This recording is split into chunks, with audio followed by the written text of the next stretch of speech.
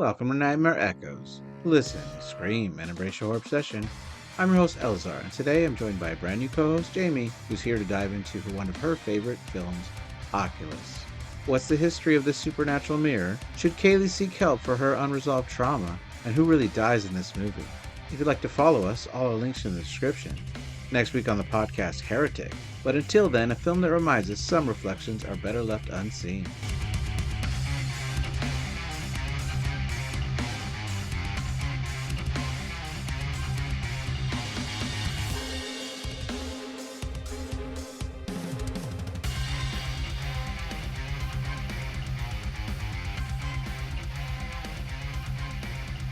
Hello everybody, welcome to Nightmare Echoes. I'm your host Eleazar. I'm joined for the first time by co-host Jamie, joining us for Season 3. Jamie, how's it going? Pretty good. How are you? Not too bad. I know behind the scenes we recorded this once before. The audio came out horrible, so we're doing it again. Yeah. It's too good of a movie not to cover. I didn't want to let it die. Yeah, I really like this movie. Yeah, you recommended it to me, right? Is that right? Yes. I can't remember. Yeah, and I'm excited about it. So yeah, and it is the director, Mike Flanagan. Yes, yeah. I was honestly surprised to find that out. Yeah, he's done a lot of good things. Yeah, he's done Hush, which is a great home invasion movie about a woman who does not have the ability to speak, so she's mute. Insane. And so it's pretty crazy. And Gerald's Game, which I love the book. It's a Stephen King adaptation about a woman who is trying to rekindle things with her husband. He ties her to a bed, and then things get a little too frisky for her. So she asks him to stop, ends up kicking him off the bed, and then maybe killing him. And so she's stuck because she's handcuffed to this bed. It's an intense wild ride. Yes, I definitely have heard about it. I was like, I couldn't remember what it was. It was like, I know somebody told me. But yeah, this makes sense. That's definitely, I'm recalling. Yeah. Dr. Sleep, which is the sequel to The Shining, that is amazing. I can't imagine anybody else doing it. It's really great. It was co-written. Mike Flanagan and Jeff Howard co-wrote it. And Jeff Howard worked on another project of Flanagan's called Before I Wake. I don't know that one. I don't either. And then this was a short film that at first he wasn't sure how to adapt into a movie. It kind of had a lot of the same principles. He had just one person in a room, though, that was trying to document and prove that the mirror was supernatural, and these are the events that happened to him. So to expand on the story, he added the idea of siblings and them remembering things through a past timeline that slowly merged into this weird psychedelic trip of what's going on, which is great. Yeah, it was hard to keep track at one point of like, oh my God, like there's so many changes happening like near the end. And then I was like, I can't imagine like actually living through that. I mean, it is a movie, but still. Sure. All right. So it stars Karen Gillan, who first I knew from Doctor Who. She played Amy Pond. It was a great role, but then has gone on to be pretty famous for Guardians of the Galaxy as well as Jumanji. I think she's doing pretty well for herself. Yeah, I didn't even know she was in Guardians of the Galaxy. She's the blue girl. Oh my God, that makes so much sense. Okay, yeah, yeah. Yeah, she had to shave off all her beautiful red hair. There's no bald cap? She then turned her natural hair into a wig. And when she showed everybody at like a comic convention, she was so excited that she threw it into the audience. And then she goes, God. I'm sorry, guys, I'm going to need that back. Which is so funny. That's pretty awesome. Wow. Her brother is played by Britton Thwaites. I had to look that up online. Like I had to hear him say his own name. So I knew I was pronouncing it right. He's British, which I did not realize. I know him best from Titans. He plays Dick Grayson, ex-Robin, finding his way to become Nightwing. I think it was really good. Okay. I have not seen it. What's good? And then Pirates of the Caribbean, Dead Man Tell No Tales. I do not recognize anybody, but that's okay. Yeah, They're you're good. good in their roles. Wait, you mean these are actors? Right. This isn't a documentary? Yeah. They film it like one. We have Katie Sackhoff, who is in Battlestar Galactica. She played Starbuck, which is amazing. I know that, like, I've listened to a lot of interviews about it. When she first got the role, she didn't really know what the role was or the history. So she talked to her father, and her father was like, I think fans are going to be really mad. I think you need to go watch some episodes so you know what's going on, because Starbuck was a man and she's a woman. But she did a great role, and that Battlestar Galactica blew out of the water it was a cheesy TV show in the 70s and 80s. It was just done into this epic show over 4 seasons, which is great. Nice. But then she was in the third Riddick movie, which is called Riddick, and The Mandalorian. I love her in The Mandalorian. I didn't even know there were 3 Riddick movies. I remember watching, like, The Chronicles of Riddick. Is that... Yeah, that's part 2. Oh, that's part 2. That's part 2? Yeah. Well, that's the only one I watched. And so the first one's called... middle school. Yeah. Well, the first one is horror. It's called Pitch Black. Oh. Because Chronicles of Riddick is like... Right. Well, no. He can see. Just kidding. He can see in the dark. They land on a planet that has 2 suns, and it's always in the sunlight, except for once every 27-ish years or something like this. Oh, I remember that. Okay. There's some creatures that can only surface when it's dark, and they're very dangerous. So it's like a creature feature, kind of like Aliens, but on a planet. It's really good. I might watch that. But anyway, the third one's Riddick. They do the same thing. Same concept, except creatures that could only come out on water. It's a very dry planet, but it all of a sudden starts raining. Same concept. That's fair. Okay. But then for horror movies, Katie Sackhoff has also been in Halloween Resurrection and The Haunting in Connecticut 2.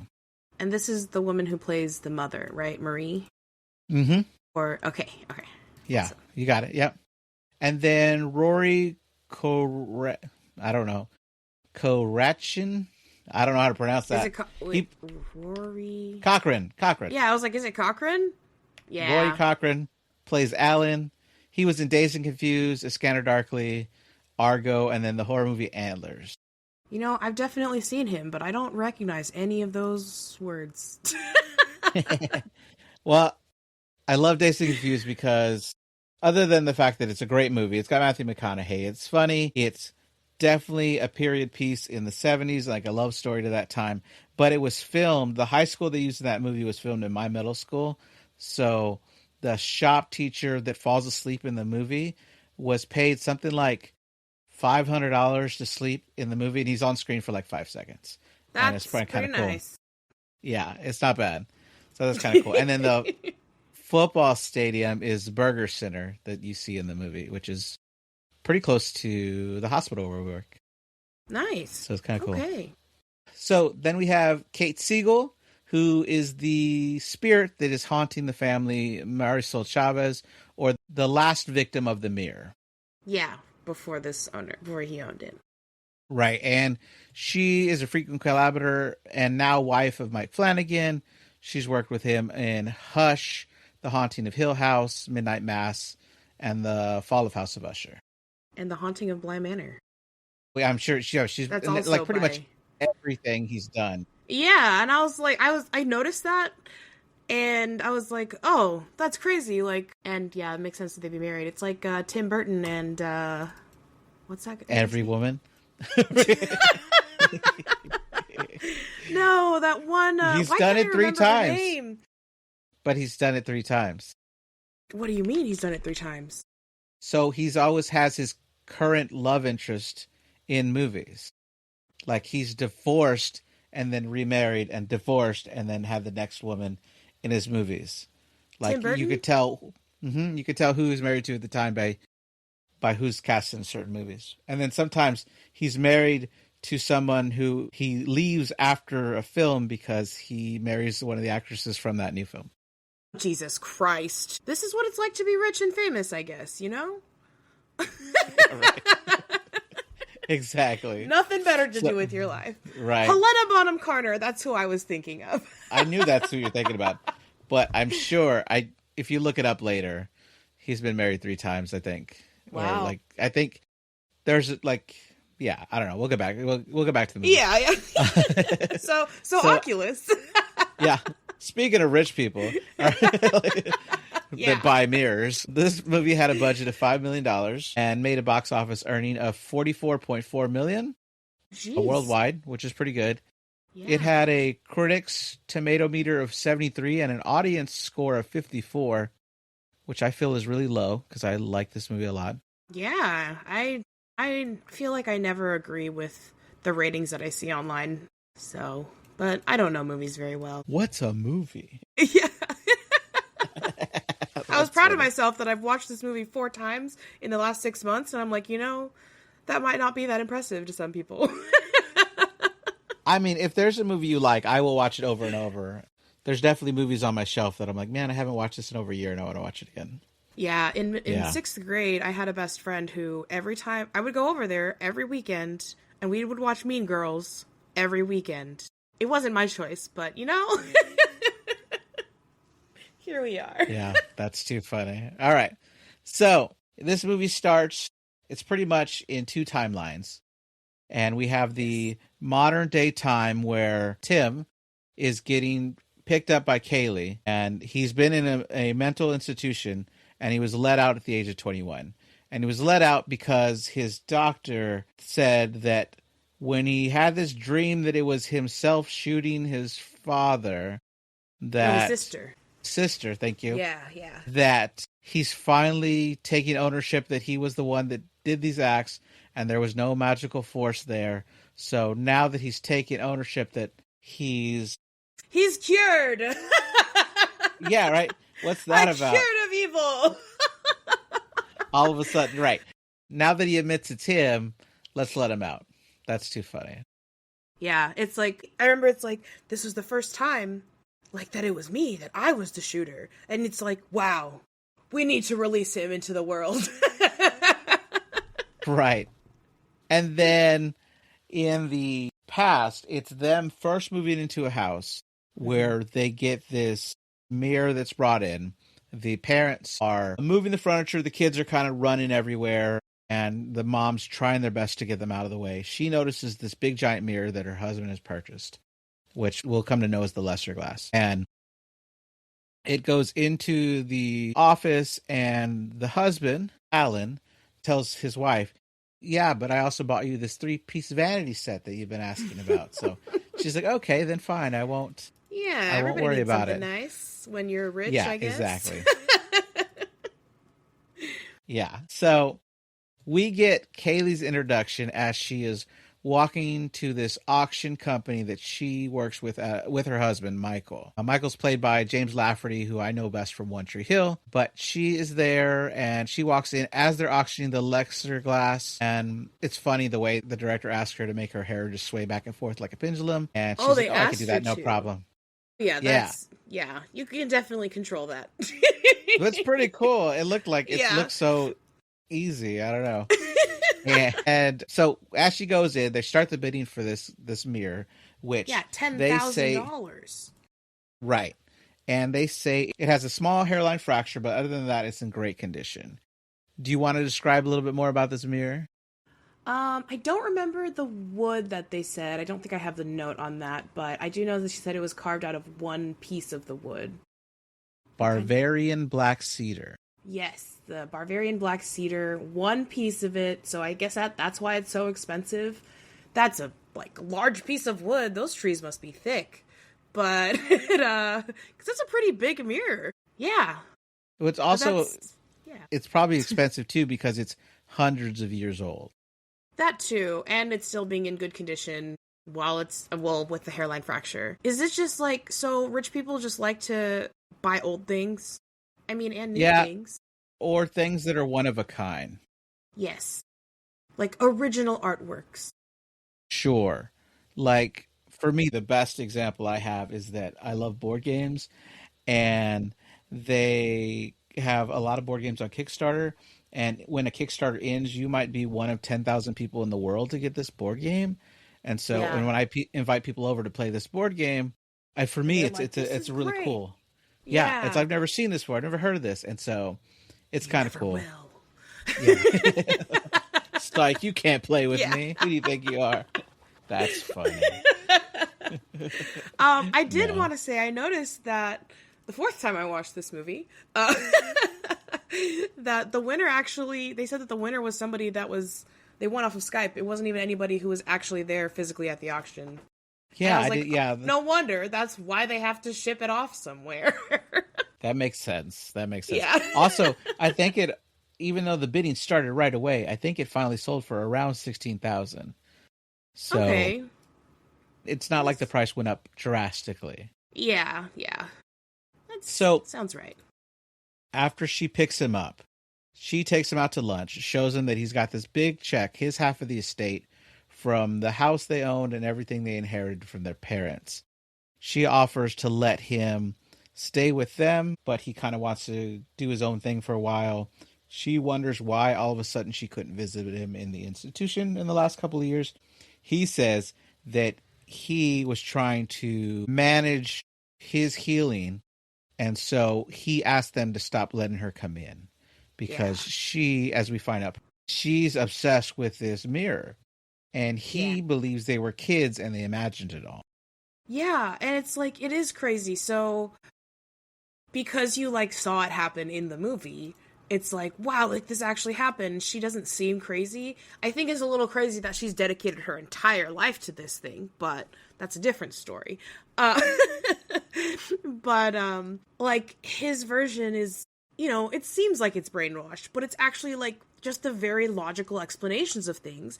For somebody that didn't see any of that stuff, it's like, yeah, you want to explain it away logically. It's like, they both make so much sense. And so I understand how it can be, like, it's very conflicting for him, like, when they're first talking about it, and you can tell, and she's like, you promised you wouldn't forget. And it's like, well, you know, he spent more than half his life incarcerated in a, like, facility. So, I don't know, give him some time, give him some grace. The moment he gets out, she's like, but you promised we were going to do this. And I'm going to do it tonight. Yeah, it's like, can you chill? Right.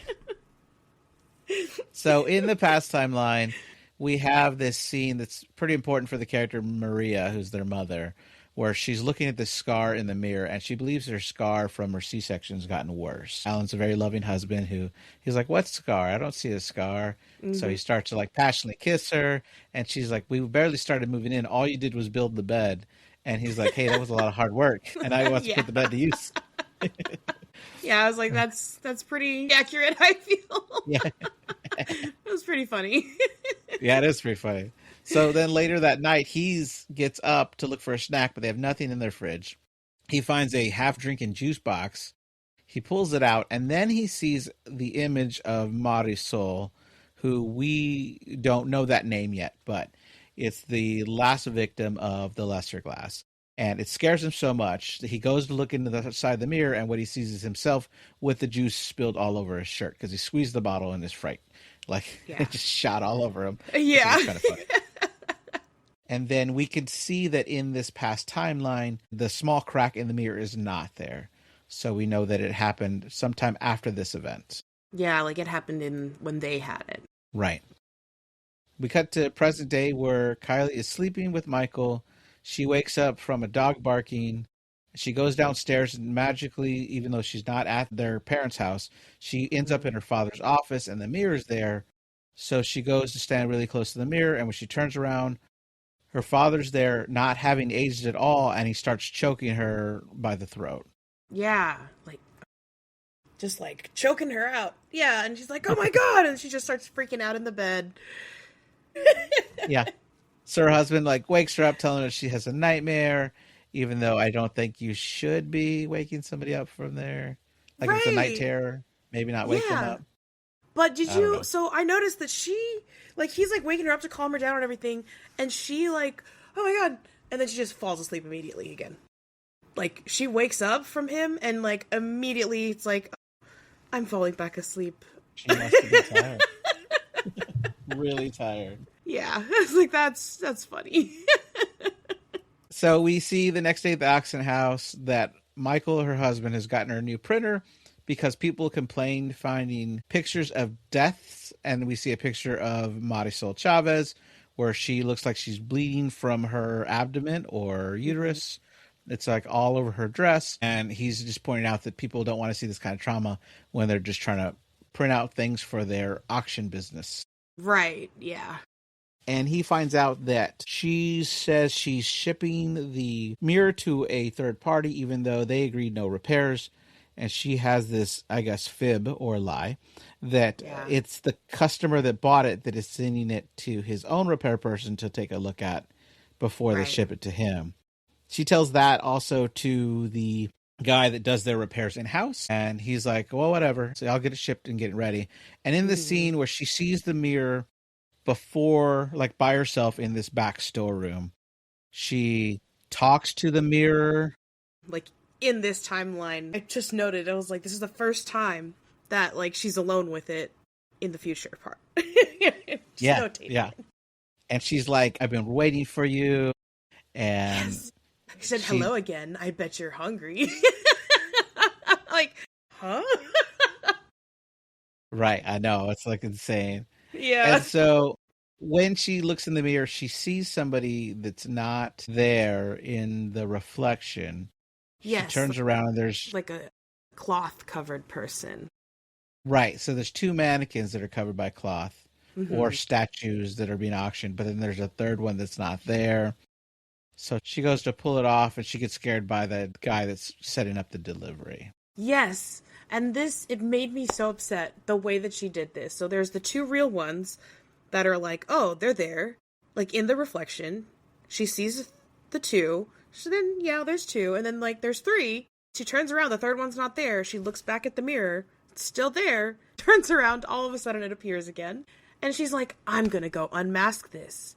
But instead of going to unmask, the one that appeared out of nowhere, let's slowly unmask the ones that are real first. And like, if you work here, shouldn't you know what's under there? But I don't know. Maybe she's too high up for that. So as they move it out to her car, which is this big, heavy mirror, they get a little shot to show us that all the plants are dying in the office. And then this transitions to the past, where we see that Marie, their mother, is trying to water plants, but all her plants are dying and she doesn't know why. I think I did not even realize that part. In the office, Alan starts hearing these whispers that are going on. We see the kids are playing outside, and young Kaylie goes to her father's window because she's hiding from her brother. They're playing laser tag with these cool laser tag vests that they have, which I didn't have as kids. That's kind of cool. I know, I didn't have those. I always wanted them.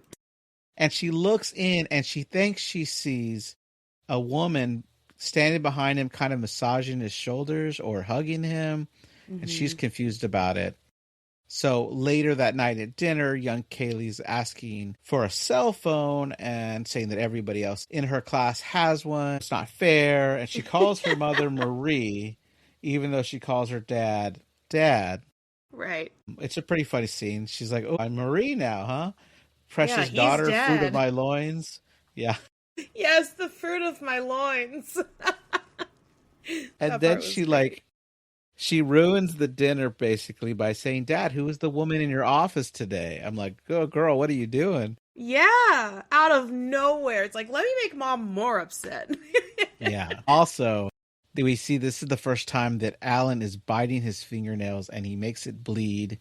He goes to put a Band-Aid on it. And she asks the kids, please never bite your fingernails like your father does. Yeah. And he was so, it really, so not only, is she asking that question, and that's bothering me, the daughter is asking about, who's that lady? But he didn't answer at first. He just stays silent, and okay, way to make it more weird. And then, Marie is like, yeah, Alan, or yeah, Dad, who's that lady that's in the office? And he's like, what lady? It's like, okay, that wasn't suspicious at all.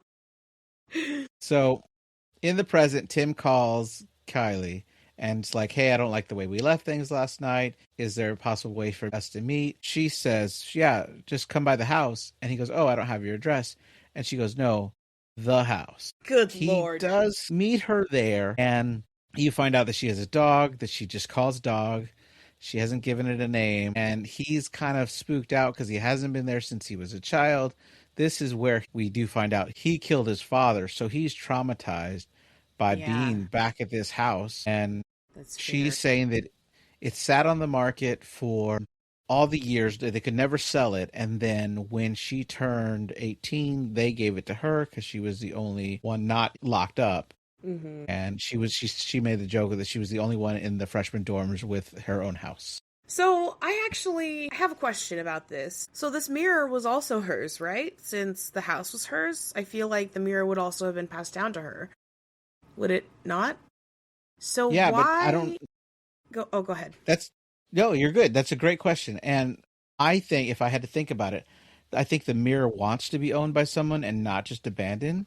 And so I think it probably called to somehow rescue it. And it is not something that we ever notice, or like they don't mention how it happened. We just mentioned that it took her like a decade to track it back down. And after getting it into the warehouse, which might be why she went into the business of auctioning antiques. I mean, if her whole life is around this. Yeah, she and dedicated why her she's entire... marrying Michael because he works at this company. My God. Like if her but whole she life does is seem to around like this. him, though. Yeah, that's true. But she might have only met him because of this mirror. Yeah, and like he has no idea what's going on with her murder pictures and her death pictures. She asks him to wait like a week. I'll be back to normal in like a week. Just give me some time. But you've been like this your whole life. In the house, she's walking her brother through. She's setting up all these cameras, and we find out that this is October 13th, which I like to point out is Chris Carter's birthday, who's the creator of the X-Files. It's just something every 10/13, I'm like, oh, I got to find time to watch the X-Files. And just awesome. For details, the house is at 2705 Hawthorne Way. Yes. So in this thing, she sets up 3 cameras, 2 that are on big tripods, 1 on the far back wall. She has a private landline along with her cell phone. She takes Tim's cell phone because she says she wants to control everything. She has multiple alarms that remind him when to eat, drink, change the tapes to the cameras. Each room has an electric thermometer to notify them of temperature changes that are 5 degrees in either direction. Yeah, fluctuations. Thank you. Yeah. Then she states that the goal is to prove that the lesser glass is home to a predictable supernatural force. She goes on to claim that it is responsible for 45 deaths. Tim wants her to stop. He doesn't believe her claim, and so she pulls out a file, and she starts way back in 1754 in London, where this guy, Philip Lesser... Real quick, because I don't know, I'm just a stickler for these little details that just are like, this isn't real. I will say first, I was like, he has a phone already? And he did mention that, yes, he just got a phone. Yeah. Yep. I'm like, oh, just went with an iPhone, like, immediately. Smartphone, after 10 years, or 11 years. And then it's like, okay, she doesn't tell him the address. I don't remember my address from 11 years ago, from my childhood. But, him incarcerated. Really? He's not lived anywhere else, so maybe he still remembers. Maybe that's what, yeah. But I'm like, how did he get there? What do you mean, meet you over here? He just got out. You expect him? He just knows about Lyft and Uber and how to call a taxi, even though he was 10 when he got put away. Yeah, but I mean, he wasn't I don't think he's forbade a computer. He probably, True. learned anyway through. Maybe he got to watch movies while he was in there. I don't know. Yeah. I guess you would learn all that stuff. Yeah, sure. I don't know why these things bother me. It's not as bad as Halloween. The original Halloween, ready? Okay. I don't know how familiar with it. Michael Myers. I have not seen it. Right. Okay. We need to rectify that. But anyway, yeah. Michael Myers is 5 years old when he kills his sister. I think he's 5. He could. Dang. Yeah. Maybe he's 7. I don't know. He's really young. He goes into prison for 18 years, something like that. 17 At years. 5 years old. Okay. For murder, right? Yeah. And then he's in like mental institution after mental institution. He doesn't talk. He doesn't say a word. And he's going to get transferred on this night. As they're going, they find out there's this massive break and all the patients are outside in the pouring rain. And Michael uses his opportunity to steal the doctor's car and drives away. even though he was 5 when he went into the mental institution. So where did he learn to drive? Dang. And I've heard theories. Thinking like it's a mental institution, it's not prison, so it's like, do the other people know how to drive? I don't know. Like, how would he have learned this? So some people, it's still wild, but the explanation I heard is that when he was transporting to do visits or go to court or something, he watched what the adults did in the car and learned just from that. It's possible, I guess. That's kind of how I learned, was watching my dad. So yeah, that's fair. It's possible. But that's crazy. So they go through all these figures of people that own the mirror in the past. Yeah. We got Philip Lesser, 17th Earl of Leicester. Yes. I probably said that wrong. I think that's how he said it. And he hung it above the fireplace. And there was an investigation by the church that went into trying to look up the supernatural events, but nothing was ever concrete. Yes. The others were seeing him in the mirror's reflection after he died in the fireplace where he was burned to death. That was the fireplace that was underneath where the mirror was. Right. Yeah. As she's explaining, she gets a call from Michael, who asks how she's doing. And she kind of gets after him because she asked him to call every hour. And she wants him to call on the hour. And he's like, okay. And then she tells the cameras, I told my husband that I was nervous about meeting with my brother alone, who has been incarcerated for a decade. So he's going to call me every hour. And Tim's in the like, background, gee, thanks. Yeah. He's like, I'm right here. In the room. Yeah. And she's like, nothing personal. Like, what are you talking about? So we get a lot of others. We have this railroad tycoon named Robert Clancy, 1864. And it says that he was documented as weighing 300 pounds, but then he was photographed like a year after buying the mirror, and he lost a ton of weight. And then after he died, which the obituary said there was no cause of death, the records show that the glass was destroyed with all his belongings. Yes. Until it pops into up. The ocean. Okay.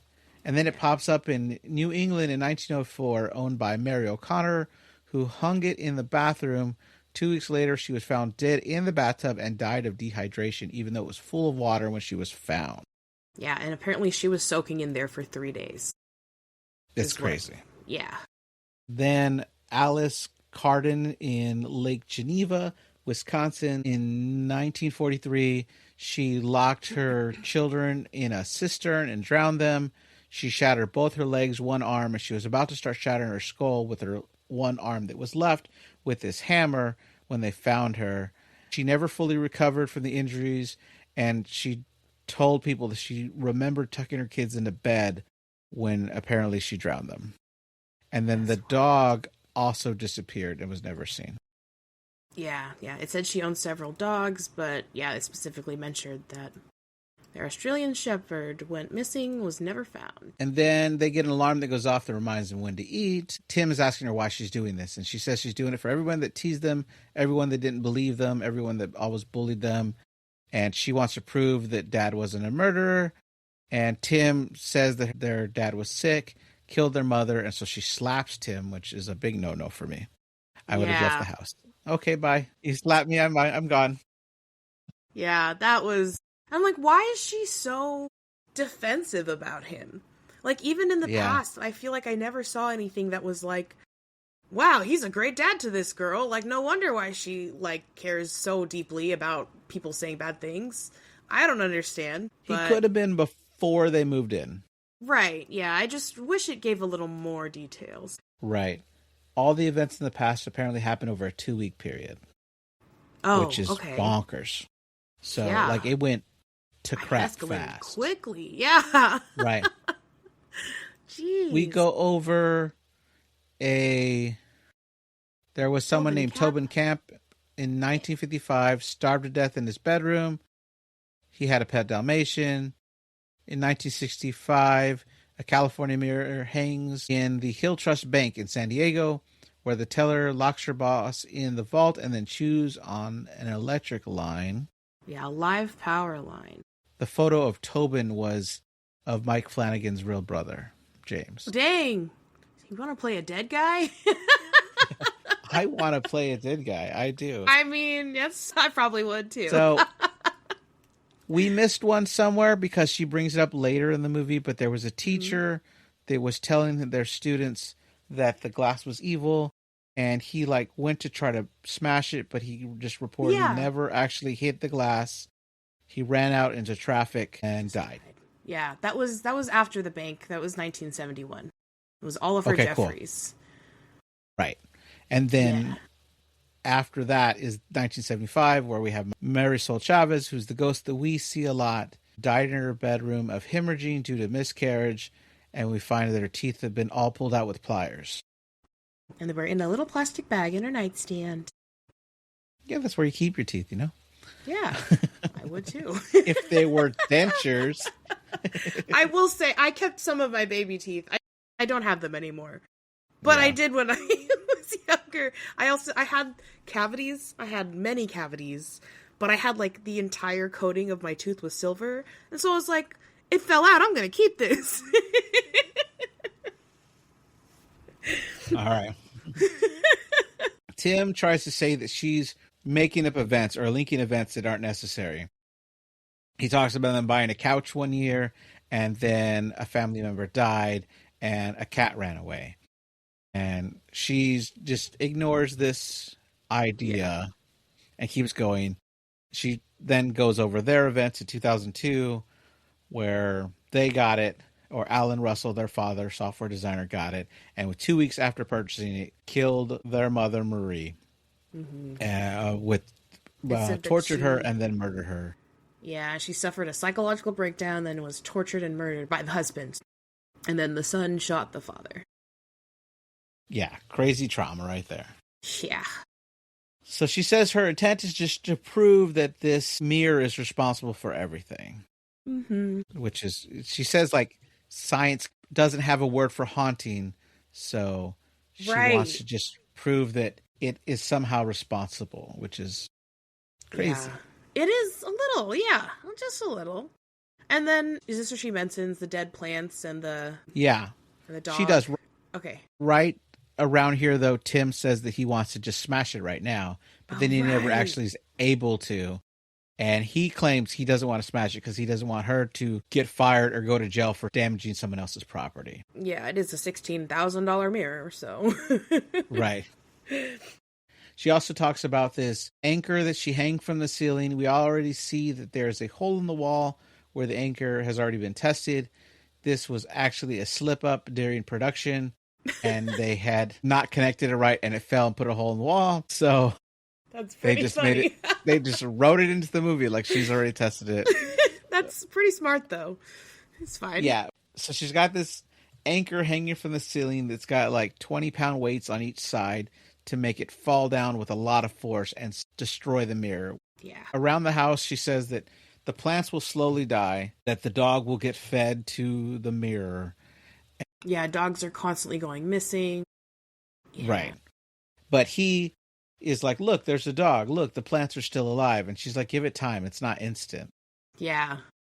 And you think about it, and she does sound like she's a little crazy. She sounds a little cuckoo. I say that in a like I don't care way, but yeah. But she does sound a little unhinged. And he's really convincing. He's got all these psychological essays that he could recite, like that he studied when he was locked away. He can tell you about different syndromes and diseases and something that could be wrong with the water that could make your dog sick and pee. And destroy the plants. Yeah. Yeah. Crazy stuff. Yeah. We have a scene in the past where Alan's playing with his Band-Aid. He can't get it off. Oof. And so he uses a... stapler remover. Yeah, stapler remover to rip off the Band-Aid. But then he sees that his Band-Aid was not on anymore, and he just ripped off his nail. And so in the end, he just puts another Band-Aid on. Yeah, and I'm like, so, first of all, that's an insane way to try to take off a Band-Aid that you can't get off. Just, let me get a stapler remover.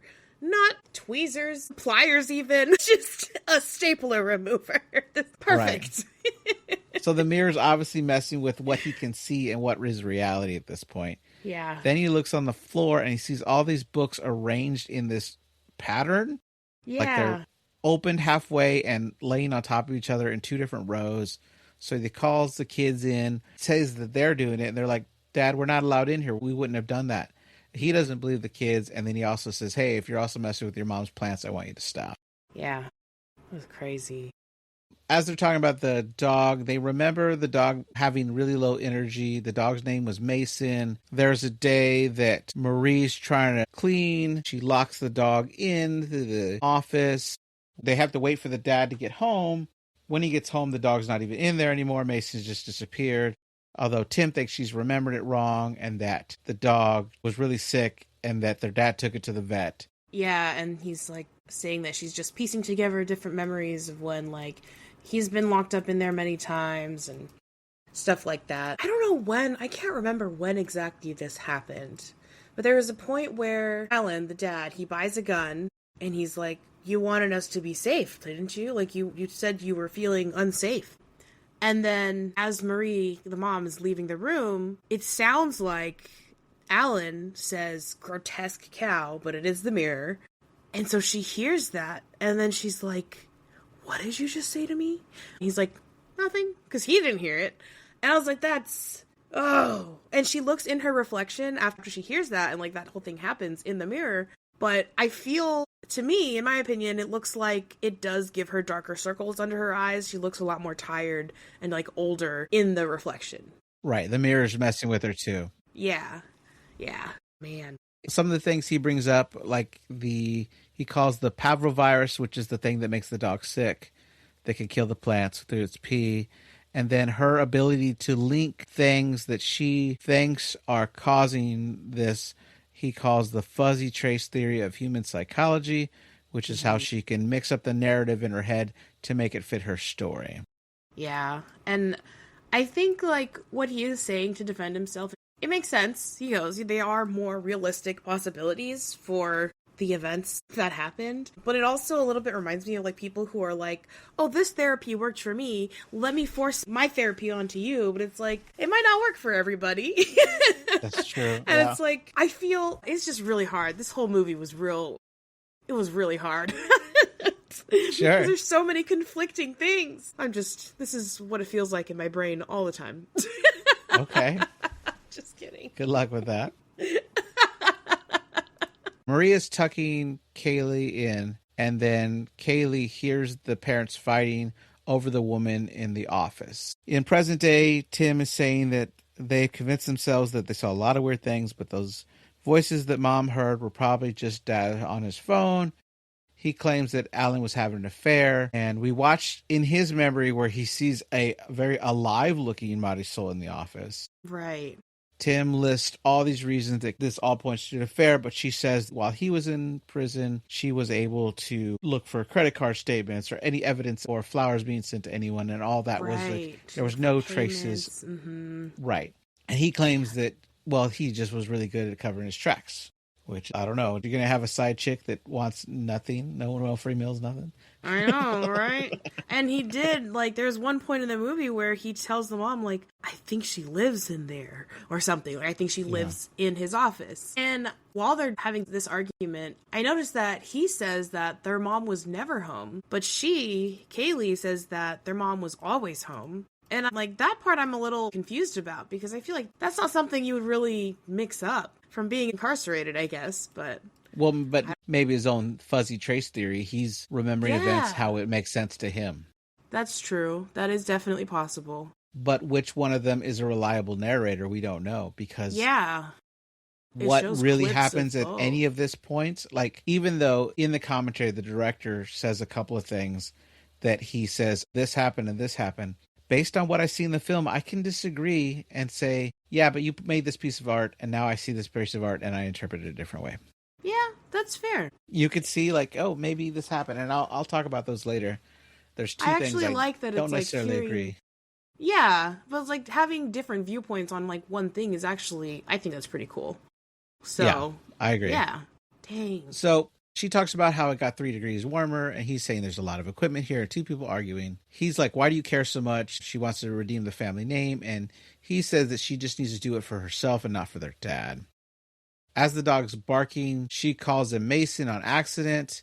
The Tim doesn't want to see the dog there, like, get eaten or whatever. He goes to let the dog outside, and she's pissed off about it. He finally gets to her saying, like, look, you were traumatized. We both were as kids. You need to let me take you to someone to talk to so you can get help. And she is like breaking down, like, I've been after this so long, but it seems like she's ready and willing to say, okay, maybe it's not real. Well, let's go get some help.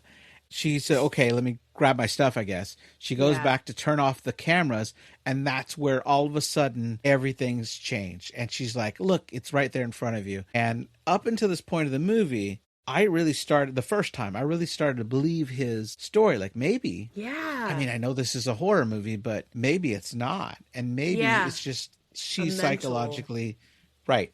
Yeah. But then they go back in the room and he sees it too. The cameras have been moved. The plants are holding them in place.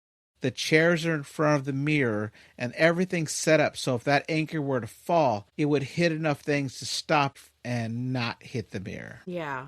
And the plants that were, like, around the base, like, holding together, they were also completely dead, too. It's like, okay, something's going on here. Like, all of a sudden, he can't deny it, right? So they look at the footage from the third camera that's still mounted on the wall, and it shows them that when they thought they were arguing in the space by the door, not in that office, they were actually in that office rearranging this stuff themselves. The mirror didn't move it magically. It just convinced them that they weren't doing it. Yeah, it's just, like, made them not even realize it. And I remember watching that part back, and I was like, does it actually show, like, is it possible that it's showing them doing this, like, while it's, like, in the movie clips? But I think it does it so much of the times where, like, while they're talking, they're not moving an item. And so while it's, like, on their face during the argument, like, they're not doing anything. Yeah. But I'm like, that this would be is crazy so good. if they... Yeah. And unfortunately, it doesn't document anything for anybody that would go to find this found footage later. Right. Not that the movie is found footage, but it could have been set up that way. Recordings, yeah. Right, because it just shows them doing it. Like, the mirror didn't magically make anything happen to anybody that would watch it after the fact. Yeah, to them it's just like, why are they just like, this is some weird setup that they're doing, or... And this is plot point one where I don't necessarily agree with Mike Flanagan, who I think is wonderful and perfect in every way, but... Because his movies are awesome. He doesn't sleep, but he keeps putting them out. But they never left this room. But Mike Flanagan says, oh, the dog's fine. Like, I know it's ambiguous, but the dog's fine. But just let him out into the woods. But if he never left the office and they had this argument in the office, I think the mirror really ate him and made them think that he let the dog out. Because we never see the dog again. That's honestly very possible. I was honestly like, to me, I was like, why are you just like, you guys are in this big house. It looks like there's not really houses around you guys. Like, there's lots of trees outside. So it's like you have woods around you. And you just let this little dog out on its own into the wilderness. And I'm like, that part upset me. But honestly, yeah, I didn't even think the mirror could have totally done that. Because there are parts later where it's like, they're thinking things are happening. And it's like, nope, that's crazy. Oh my gosh. So now that he's presented with this evidence, he wants to call his doctor, but she says, don't do it in here. You have to go outside because you're within its circle of influence. Mm-hmm. She doesn't follow her own advice. And when Michael calls her, she says everything is fine, but she does say that could have not even been him. Yeah, it's 50-50. It wasn't really him. It was also 7:57 when he called her and she didn't complain about it. When the last time he called her, it was 7 minutes after and said, please make sure you call on the hour. Still didn't call on the hour if it was him. Right. But there's a good point that it wasn't because he shows up eventually. Yeah. So maybe she never really answered his real phone call. Yeah, that's so true. Dang. They go to inspect the house to see where the plants aren't dying yet, to know like its area of influence. Right. Tim goes outside to make a phone call, but after several attempts not go through, then he hears Kaylie calling him and he snaps out of it to find that he's sitting on the floor and he never actually went outside like he remembers it. Yes. That was insane. Yeah, so it makes sense if he thought he let the dog out and it didn't actually happen. We have this scene where Kaylie sees Marie vacuuming, but she's really just stuck standing in front of the mirror. And then later when the kids are eating dinner, Marie's just drinking multiple glasses of wine. Yeah, she starts drinking a lot. And she's constantly asking about the woman in the office. And that she knows where their father says he is, but she doesn't know that she believes that. Yeah, poor lady. She definitely was breaking down. After the kids are sent to bed, she goes into the office and she finds a piece of paper with the name Marisol written like over 100 times on it. It leads her throwing everything off the desk, breaking their family photo, and then she starts to clean it up. But she starts to throw stuff at the mirror, but she misses. Yeah, but I noticed when this happened, it's like she threw something that was just like kind of close to it, and it seemed like the mirror got like mad. It got angry, and it just like kind of like grabbed her, like, you know, not physically, but like definitely like it grabbed her, made her stare at herself, and then just focus on her biggest insecurity, which was that scar. And it, oh my god, it made it look infected and disgusting. But it's like, yeah, it was really getting to her. And if you think about, well, I guess the mirror is not the woman. It seems like the mirror seems to trap all the souls that it gets, but it was just using Marisol in this household. Right. Wow. It was so good. Something we didn't mention, the director said in the commentary that he felt all the little notches in the wood were each a soul that's already collected. Like in the design of the wood all around it. Yeah, because it was like there's no damage, so it has to be part of the... That's insane. I would believe it. In this movie. After that is when it starts lashing out, because that's when it's like kind of, she's just standing there staring at the mirror, and then don't they come down, the kids come down, they see her there, and Tim, he's like, Mom? And like goes up to her, and then she turns around and she just starts choking him, and then like attacking him and starts choking him. He gets free. Kaylie like helps him get free. They run upstairs to the bedroom, and I'm like, Kaylie's so brave. But yeah. When she's a kid. And then she starts banging on their bedroom door, and that's when Alan comes home, and he has to like choke hold her into knocking her out. Mm-hmm. And then when the kids are like, is she okay? He's like, go to bed. But you can see that he's holding like a chain and a hammer. Oh, and yeah. He tells them everything's fine. It's like, at first you notice like he's normal. When he chokes her out, it looks like he's still himself. Like he's carrying it. He wants to make her better. Yeah. He calls 911. He's like, I need help. Something's wrong with my wife or whatever. And that's when, like, it must be the mirror who he calls, whatever. And then that's when he changes, and it's like, yeah. He's like, is she okay? Go to bed. Just super, like, serious. And, yeah. Dang. I was wondering if, like, maybe the mirror can't affect children. But Kaylie saw the woman. Right. It also does, because we'll get there later, but there's a scene where they think they're smashing the mirror with golf clubs. That's right. And they're just hitting the wall around it. Yeah. Dang. In present day, Kaylie gets Tim out of this memory that he's seen, and she goes to reset up the room. The alarm goes off to remind them of something. The cameras, though, while she's setting it up, aren't showing Kaylie what she's really doing. Tim can see a creepy-looking Kaylie looking at him in the monitors, which is like just a blink and you miss it kind of thing, because there's no music cue to let you know something's creepy going on. Yeah. You just might not see it. Yeah, like she's just staring at him, but she's actually like in the camera's view doing stuff, facing the other way, but it's, yeah. And he was like, God. In the past, we have a scene where Alan's explaining to the kid that Maria's really sick and we want her to rest up. And they're like, who's this we? Like they ask them, like, that sounds creepy. Like, who would we who? And then he tells them that they need to play video games and they can do that right here in the office. And they're like, you said we can't be in the office. Another detail is that you find out that there's a lot of fingers with Band-Aids on them now. Like it's just... Yeah, like every finger has Band-Aids. Yeah, man. In the present, the lights start to flicker, an alarm goes off. Kaylie gets apples for both of them, instructing him to eat. She also grabs light bulbs because she's prepared for this flickering, which is burning out bulbs. I guess it's getting energy. Her idea is it's getting energy from the bulbs, or I don't know, if you turn them off and on, a light bulb might pop. But I don't know. She was just prepared to have no light. Yeah, I do remember, like, when this was happening, she sees Tim is, like, changing the light bulb in this lamp. And I don't know if she, like, I don't remember if she, like, has her own, like, little memory flashback thing. And then when she looks again, he's gone. And then she has to go replace that bulb, that same bulb that he was replacing. But she's just, like, acts like it was like, oh, okay. Yeah. What's also crazy is we see her put the apple down when she's changing the light bulbs, and you could just see it coming. Like, oh no, this isn't Yes. good. And Yep. so she picks up this and Picks up the crunches in, apple. Yeah. It shows. but she hears the glass crack. Mm-hmm. There's blood in her mouth. She pulls out the piece of glass, and then Tim shows up, like, what are you doing? And she looks down, and it's just a piece of apple. And she puts it back in her mouth and starts chewing. Yeah, that was insane. I could not. How could you just be like, it's fine? And like, even if I knew, like, how do you know that you know? Then she tells them, okay, we should definitely stick together. But then they walk apart away from each other.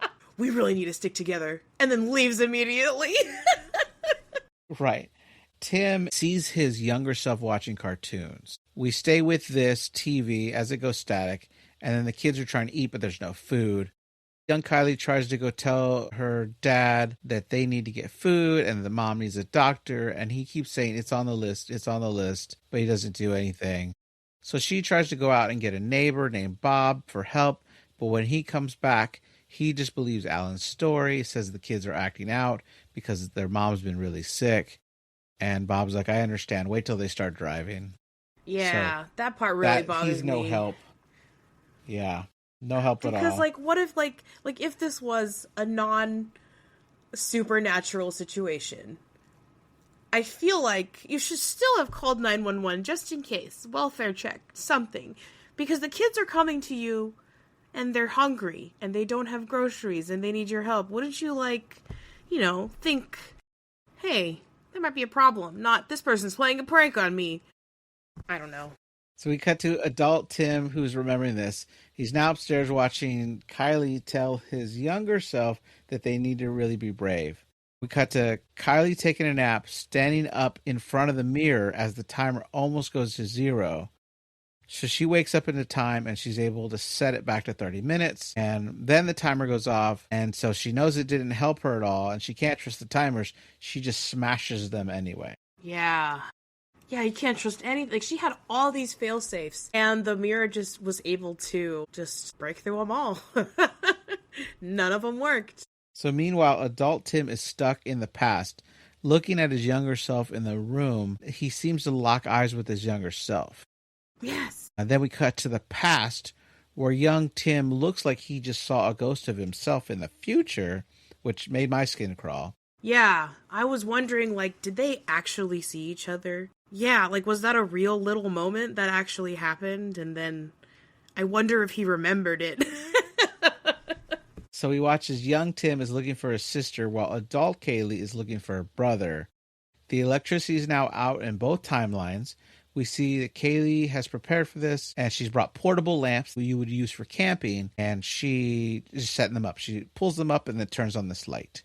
We also see that all the plants are dead, and she gets annoyed. She kicks one plant across the room, shattering it, and it looks like the camera stays on it on purpose to let us know, hey, this is going to be an important detail. Yeah. God, that's funny, because yeah, I put in my notes, but she kicked the dead plant against the wall and shattered the pot. What was the reason for that? Yeah. That's awesome. Yeah. And then adult Kaylie passes young Tim as she walks up the stairs and he walks down. Both of them are holding flashlights. Upstairs in the location where Marie was chained in the past, Kaylie finds a broken plate along with some hair, but she knows it's all fake. And she's able to pull her phone out to, like, test. Yeah. And see that the phone doesn't see that, so she knows it's not real. But how do you trust that? I don't know. She's got faith in something. Yeah. I mean, but you don't know what to trust in any of this. Yeah, right? It's crazy. Young Tim goes into the office to ask his dad about the lights, and when he sees Marisol is looming over his dad, she comes at him, so he runs out of the room and locks himself in a door. This leads back to adult Tim, who's watching little Tim cower in a corner. Adult Kaylie arrives back downstairs to step on more broken plates. She picks up a piece in her hand, and she pulls out her phone to see that there's nothing on the floor, but she doesn't look at the piece in her hand with the phone. She did throw that piece down, though. I did pay attention to that very closely last time. Did she? She threw that piece down, but she did pick up another piece later on at a different location where it was a real plant, I'm assuming. It was probably the plant that she actually kicked. So she turns around to see a ghost version of her mother, not Marisol, and instinctively stabs her in the neck. Unfortunately, the voice that calls back is a male voice saying her name, and after she closes and opens her eyes, she sees that it's Michael, her husband, that she's stabbed in the neck. Tim shows up and can see the body. Kaylie gets a phone call from Michael, shows Tim as she's answering. She tells Michael on the phone that she is fine, and he says he'll call back in an hour. Yeah. Kaylie says it's not real because the plate wasn't real, but then we reveal that she's holding a piece of the broken pot that she kicked from earlier, and she, in fact, killed her husband, Michael. Yeah, and she picks up her phone again to double check it. And I'm like, I guess, like, the phone does show what's real, but I still don't understand how or why. Right. And then what bothers me is that Tim picks up the piece of plate, now putting his fingerprints on this murder weapon. Oh my God. I didn't even think about that. For everything that happens to this guy in this movie. This poor dude. So Tim takes them both outside and calls 911 asking for police and ambulance. She wants to run inside, but Tim reminds her that she hasn't reset the timer for the kill switch, and all they have to do is wait half an hour at most. But when they look in, they see themselves standing in front of the mirror. The office lights are back on, probably just so they could see them better. But is this real? We don't know which one's real. Yeah, and it was insane because when they were standing inside that, like, they were standing right in front of the mirror. It was showing them standing in front of the mirror, so it's like, if you wait outside, you'll see yourself die. And so that's why they couldn't decide, like, are we outside or is that really us? Like, where are we standing right now? And that blew my mind. But I'm sure it blew their mind too. It was crazy. So Stress. She asked him to call 911 again, and this time when she calls, she gets this voice saying, you'll have to get your father to call, and the doctor will be in tomorrow, which we didn't talk about, but they did try to call the doctor, and the doctor wouldn't go see their mother without talking to their father first. Yeah, they said something like, yeah, he said to have their father call. And then the other, I think Tim is the one who says, just like the last one. Yeah, so Kaylie smashes the phone and asks what they should do. Tim thinks that they should do nothing. He tells her, you're going to have to be really brave, like she told him when they were kids. Yes, I noted that. He feel like there were multiple things that he was saying that she had said, like, when they were kids that he was bringing up now. Like, that one is like, that we're going to have to get really, really brave. And then it shows a little later on where it's like they were trying to, I guess, destroy the mirror, and she says it won't let us. And then in the past, and then in the current time, he's the one that says it won't let us. I was like, oh man. So we cut to Alan standing in front of the mirror. This is in the past. Then he goes over to load the gun with 6 bullets. Young Tim reports this to young Kaylie. She says they need to smash the mirror. We watch the adult versions of themselves go back inside the house, looking for the other versions of themselves standing there. The lights go off again, and they can see Marisol standing there looking at them.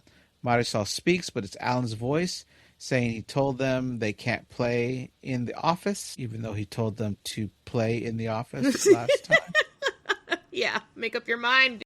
Right. Adult Kaylie tries to hold young Tim there, but he breaks free. This turns into both young ones hiding while they're armed with golf clubs. We see Maria is breaking plates and using this to cut her own teeth, and she chews on the plates.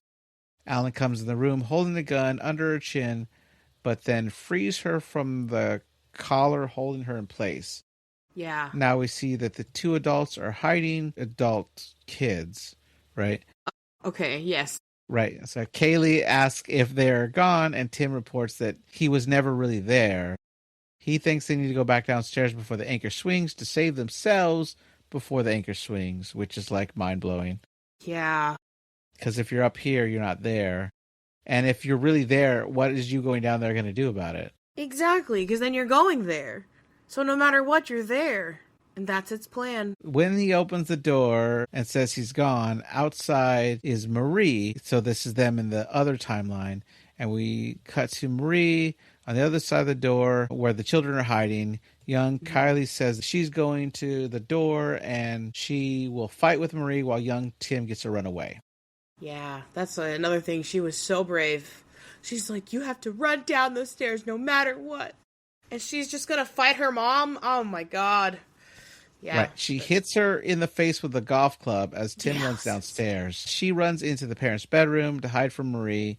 Young Tim runs into Alan and runs a different way. Young Kaylie opens the window, throws the golf club out first, and jumps out, hurting her leg in the process. She walks over to look at the office and sees the ghost of Marisol and Oliver Jeffries, who was that school teacher that went into traffic. Mm-hmm. Adult Tim sees Alan walking out with a gun, who lifts the gun to shoot at him, which lines up with young Kaylie hearing the shot in the past. She walks in because she's worried about Tim and enters the door as a child, but arrives in the house as adult Kaylie, and it's still dark everywhere. It's so confusing. So much is happening. I'm with you there. She walks in the office to see that the mirror has now used the form of Michael to taunt her. She looks over to see young Tim hiding in the kitchen, pointing and telling her to look out. So when she turns back, this is now the young Kaylie. When she saw Michael, I thought it was really funny that it's like, here he is, he's just dead. And like, you know, it's the mirror that's like, look at your dead husband who you killed. And she's just like, no. And she doesn't fall for it and she just walks away. Then Michael, like, the Michael spirit just like nods and smiles. He's like, she got me. Like, I don't think really I noticed funny. that. That's pretty funny. I did want to also add, I don't know if you noticed it, all of the, like, the little spirits that the mirror has, I guess, their eyes, their pupils are mirrors also. I was like, why do their eyes look so weird? But yeah, they're just mirrors. And I was like, that's pretty good cool. detail. So Marie comes over, knocking Kaylie over, getting on top of her, this is young Kaylie, and starts to strangle her. She does come to her senses for a moment, saying Kyle's name and sounds apologetic, but that's when she's shot in the head, and it was Alan that shot his own wife. Yeah. So she turns over and he shoots her again. The children run to see the ghosts of Robert Clancy, Tobin Clapp, who are other previous victims. Alan walks over with Marisol, Robert, and Tobin standing next to him. He puts a third bullet in Marie. The kids use this time to each grab the golf clubs and attack the mirror, but after multiple swings, they see that they've just been putting holes in the wall around the mirror. Young Tim says it won't let us, and then turns into adult Tim. This is where young Tim steps up to the plate and swings the golf club, knocking the gun out of his father's hands. Then Alan grabs Kaylie by the neck because this poor girl just gets strangled by everybody. I know. Good Lord. Young Tim picks up the gun, pointing at his father, demanding to let her go, which he does. Alan then gets down on his knees, puts his thumb on the trigger, and seems to actually like it that his kid is going to kill him, and he forces his kid to pull the trigger. Well, he says run to his son before he makes him pull the trigger. Like, he puts his thumb or whatever on his thing to pull the trigger. So he had like a waking moment there. Yeah, like one moment of clarity, and he said run, and then pulls the trigger to kill him. But that shot is what cracked the mirror also. Yes. That's what made the hairline fracture. And I'm like, maybe it's because he's the one who did it. Like, he's the one who made him pull the trigger. Yeah. But spoiler alert, they didn't run when he told them to. Kaylie goes to cry over her father, and we see Marisol's back in the room, along with 9 other ghosts from previous victims. Marisol opens her mouth, and the sound of alarm goes off. We cut to adult Tim sitting in front of the mirror, who snaps awake to see that he is alone in the office. He calls out for Kaylie, and we see that young Kaylie hears him and is still armed with a golf club. She looks into the mirror, and she hears Marie calling her mother. Adult Tim looks at the timer, which has 10 minutes on it. As seemingly in the past, young Kaylie drops the club and goes to hug her mother. Adult Tim thinks the time is right to strike, spins the timer to 0, dropping the anchor, but his face turns incredulous when he hears the sound of flesh being struck and not glass. The camera spins to see that the anchor has hit adult Kaylie in the upper back and she's bleeding through the mouth. As adult Tim hears the police sirens approaching, we see in the past where the sirens are approaching as well. And we see the moment play out where young Kaylie makes young Tim promise that they will make things right one day and kill that thing. We watch as the police in the past crime scene are questioning the children, which cuts to adult Tim being arrested. as they bring out the body of adult Kaylie. But I do want to point out they never show them bring the body out of Michael, which is where I say the director said, oh, Michael's definitely dead. But there's no evidence of that. Like, if maybe he never really showed up and she imagined this whole thing. We don't have any proof that the phone camera actually means anything. So right. We watch as young Tim is taken away, saying it wasn't him, it was the mirror, which transitioned to adult Tim, saying that it wasn't him, it was the mirror. The cops are looking at his phone, saying he's the one that called 911, and they're like, yeah, he called 911, but look at this. And this then is what he did right after. Yeah. The footage of him killing his sister. As they drive away, young Tim sees in the house the ghost of his parents staring back at him, and adult Tim sees both his parents, but now Kaylie is standing with them. Yeah. That's the end of the movie. So sad. Because to me, it's like, so yeah, Kaylie was getting like choked out as a kid all the time. Yeah. But she also chose to be obsessed. Maybe she didn't choose to, but I don't know. She wasn't incarcerated for whatever reason, because she obviously believed that this happened also. But he was incarcerated if the police and everybody believes what they're convincing him that happened, wouldn't it have been self-defense? Or, like, there have been some way? But it's like, oh, but he's still crazy. Like, guilty by reason of insanity. Yeah. But how is he insane? And then what about his sister? She's okay to be insane, but in the world because she didn't pull the trigger. Even though it was self-defense, so it shouldn't be guilty, in my opinion. What kills me, and it is a sad movie, obviously. Yeah. It's a sad ending that makes me feel the feels. Yeah. Is that everything she did set up her brother for when they failed to make him look guilty. Yeah. She, on the record, on the video camera, said my God. that I told Michael that I didn't trust my brother. And if Michael wasn't really dead, which I might be the minority, but I believe he's not, then he heard that from her, and therefore he will tell the police, she was afraid to be with her brother. Yeah. That's horrible. Everything. And then if Michael is dead, he picked up the dang piece of plate with his fingerprints on it. Yeah. So either way, he's screwed in that regard. My goodness. And yeah, the cameras were only in the room with the mirror. Right. I love a story with an unreliable narrator. And I felt like the whole time not really knowing what's going on or not is great. Yeah, that was honestly, that added so much to it. But I feel like when that happens, usually you get some closure at the end. Yep. I mean, I guess kind of. It's like, yeah, I guess it was the mirror the whole time. And it won. Again, someone else is going to get this mirror because they won it at an auction. Yeah. And it's just going to continue. And people are going to keep buying this haunted mirror and keep dying. Rich people will be rich. If I think it's set up for a great prequel, I'd love to see a period piece of like that first guy in London that was burned alive, or any of them. I think you could continue making this movie for other people. Heck, Mike Flanagan's great at TV shows. You could probably make a TV show about the different timelines. And one episode season, is each. Or one episode. Or a season. No, I think you're right. I think each episode Make it a miniseries. Yeah, exactly. I think that would be fun. That really honestly would be. Yeah. Mike Flanagan, if you listen to this, there's an idea. If you listen to this, come on the podcast, Mike Flanagan. That'd be great. That too. We didn't mention there is the Indian version of this movie. Dubara or... Yeah, you gotta Google that. Yeah, I did also try to find it. There is Dobara... Dobara See Your Evil, which is not... It's so everybody I ask that might have a no in this because they are from India says, oh, it's on Netflix. I'm like, no, that's just a movie called Dobara that came out much later. It's not Dobara See Your Evil. Yeah. But I can't find a version of this anywhere for purchase or for rent or anything.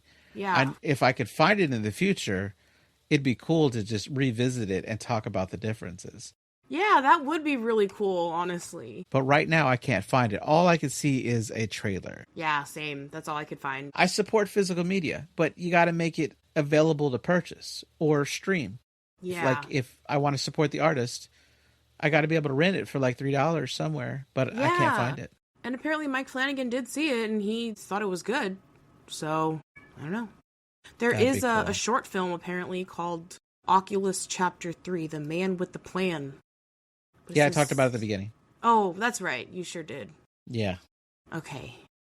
Right, because they wanted Mike Flanagan to make a feature, and at first he couldn't figure out how. And eventually he came to the realization that if he made them focus on siblings, that they could remember their past and debate what really happened. And that's how he turned it into a feature-length movie.